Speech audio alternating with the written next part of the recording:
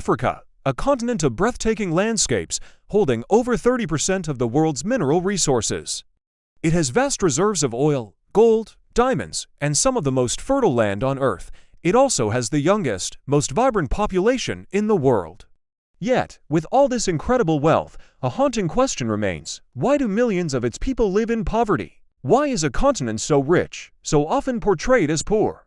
To understand this paradox, we need to look beyond the surface and uncover the complex web of history, economics, and power that has shaped Africa's destiny.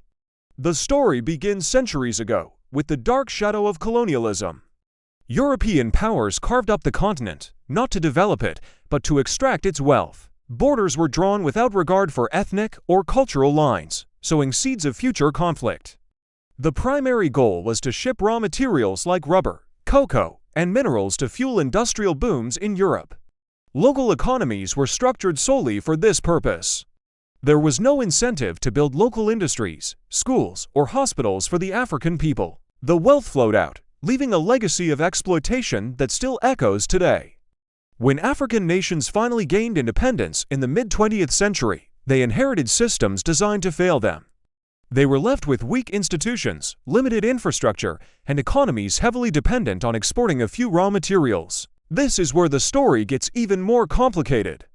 The old colonial powers were replaced by new forms of economic control. Today, many of Africa's most valuable resources are still controlled by large, foreign-owned multinational corporations. These companies often negotiate deals that benefit them far more than the host countries. They extract oil, gas, cobalt, and coltan, paying minimal taxes and royalties and often leaving environmental damage behind. The profits are repatriated overseas, while local communities see little of the benefit. This external exploitation is made worse by internal challenges. Corruption and poor governance have been devastating. In some nations, a small, powerful elite captures the resource wealth for personal gain, stashing it in foreign bank accounts instead of investing it in public services like education, healthcare, and infrastructure. When leaders are not accountable to their people, the national treasury becomes a private piggy bank, and the cycle of poverty deepens. This mismanagement not only steals from the present, but also robs future generations of their inheritance. Then there's the global trade system. Africa primarily exports raw, unprocessed materials. Think of cocoa beans, crude oil, or raw diamonds. These commodities fetch low prices on the world market. Meanwhile, African countries have to import expensive finished goods, like chocolate, gasoline, and jewelry often made from the very resources they exported. This unequal trade relationship means that value is added elsewhere, and Africa remains trapped at the bottom of the global economic ladder. It's a system that systematically drains wealth from the continent. Conflict has also played a tragic role. In many regions, the fight for control over valuable resources like diamonds, oil, or minerals has fueled brutal civil wars.